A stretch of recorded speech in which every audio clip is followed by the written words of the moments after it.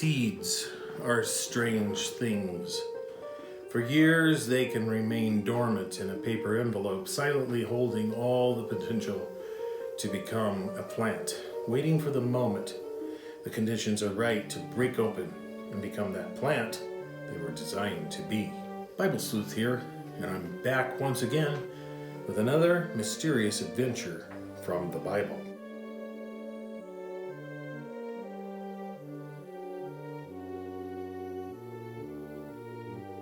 Before we begin, I want to stop a moment and say that I've attempted to stay somewhat chronological with the telling of Jesus' parables. But the more I investigate them, the more I can guarantee that I can't guarantee that accuracy. But my goal is to investigate all of them, regardless of the order, and hopefully answer questions I've had about them for years and take you along on that adventure. With that said, we're going to be looking into several mysteries found in Mark chapter 4. You see, I believe that Jesus is a serial teller. His stories are often linked in groups.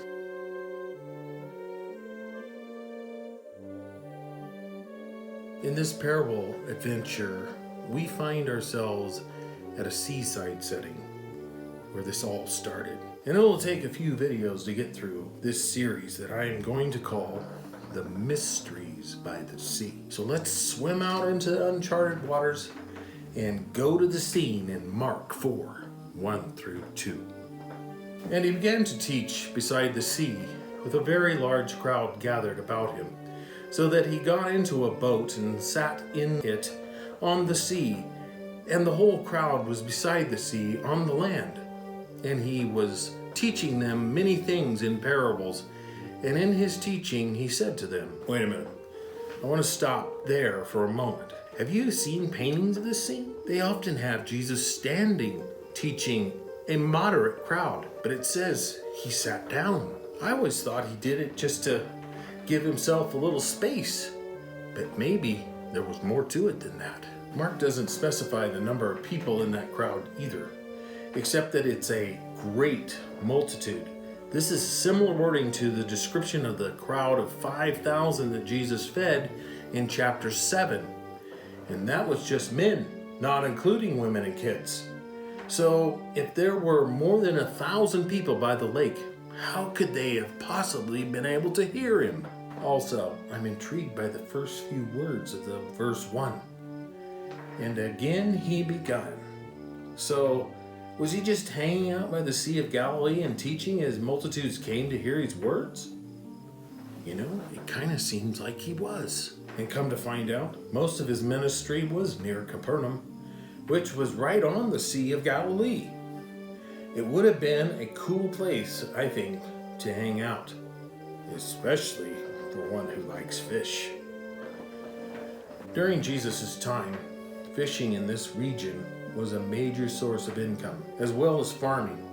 Don't forget, several of his disciples were actually fishermen by trade. Galilee was known even then as the breadbasket of Israel when it comes to farming. In any case, this particular scene was more than likely a calm day, and so Jesus put out in a boat from the shore. But notice, as I said, he sat down. In many works of art that depict this scene, it has him standing. However, the fact that he sat down shows his genius. Jesus knew what he was doing when he sat down. You see, the air just above a body of water is slightly cooler, which allows sound waves to travel further. I would surmise that the boat he was in probably didn't sit high off the water either. So Jesus used the acoustic properties of the calm water to amplify his voice so that he could be heard clearly.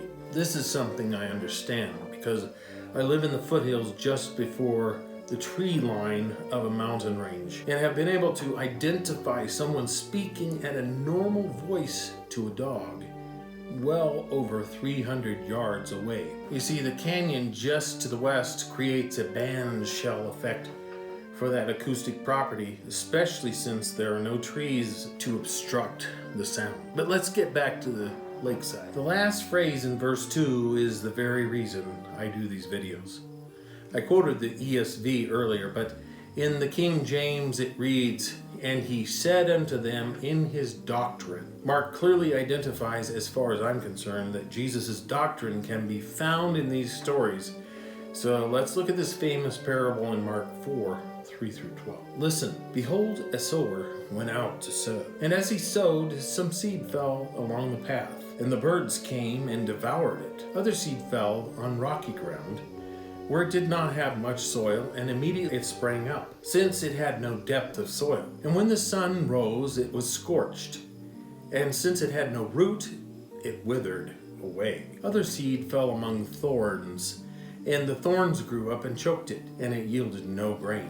And the other seeds fell into good soil, and produced grain, growing up and increasing, and yielding 30-fold, and 60-fold, and 100-fold. And he said, He who has ears to hear, let him hear. And when he was alone, those around him with the 12 asked him about the parables. And he said to them, To you has been given the secret of the kingdom of God, but for those outside, everything is in parables, so that they may indeed see, but not perceive, and may indeed hear, but not understand, lest they should turn and be forgiven." So, what is the main point?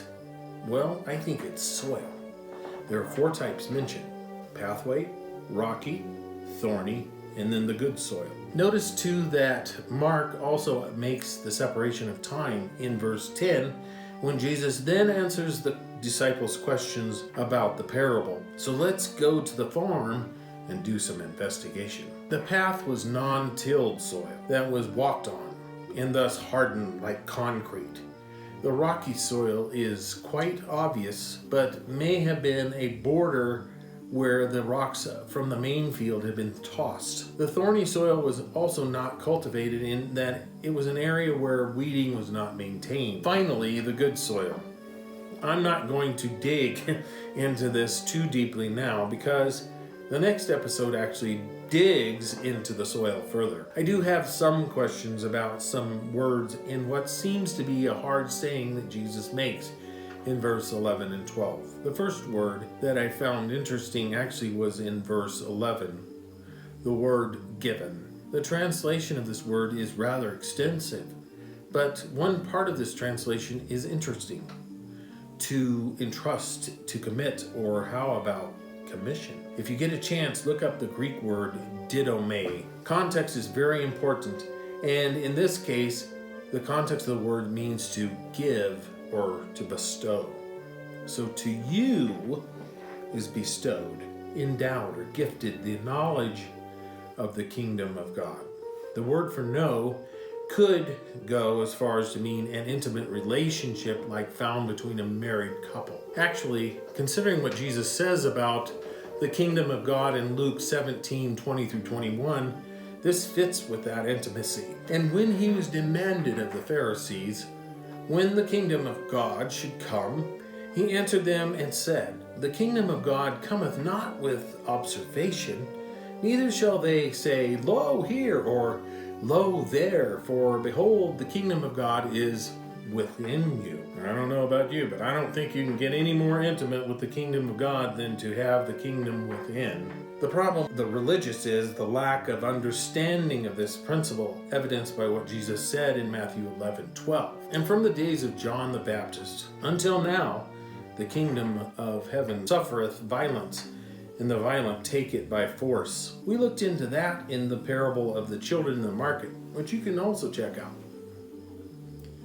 But in this parable, it narrows down that knowledge to the ground or soil that did yield. The word used for yield is surprisingly transmitted as didome. Didn't we just hear that? I have to admit that there are some other words that interest me too. What might be significant about devoured, scorched, and choked? Especially considering what we discovered about the word yield. So what about those others?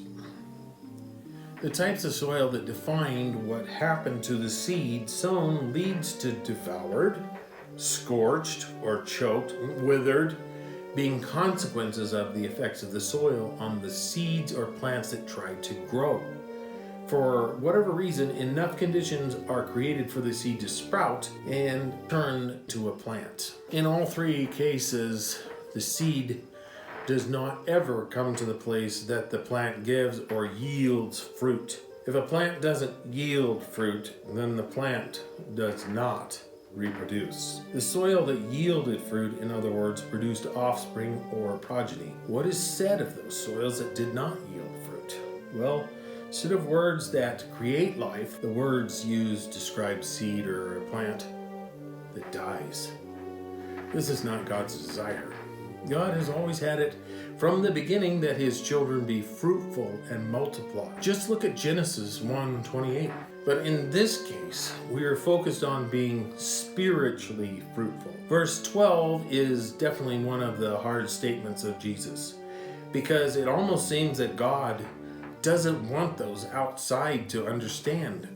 However, the inverse is true, I think. But I will admit that as I looked at this parable and have heard it over and over, I may not have ever seen it quite like this. To understand the parable from even the overview explanation really doesn't put it into the perspective of God's desire for offspring.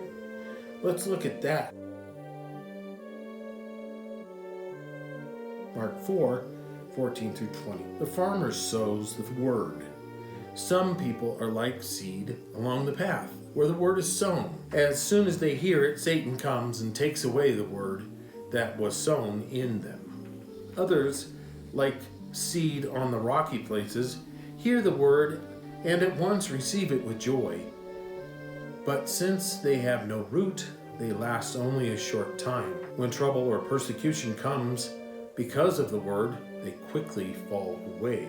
Still others, like seed sown among thorns, hear the word, but the worries of this life, the deceitfulness of wealth, and the desires for other things come in and choke the word, making it unfruitful. Others, like seed sown on good soil, hear the word, accept it, and produce a crop, some 30, some 60, some 100 times what was sown. There's a lot going on here as he begins his first of several agrarian parables. Because there is so much involved in this parable, I think we'll pick it up next time. But people who allow his truth to sprout in their lives, they will reproduce. That fruit can only come from an intimate relationship with God. Those that hear but are not willing to hear or grasp it will not be anything but rocky or weed-infested soil that can't reproduce. I don't know about you, but as I look into this parable,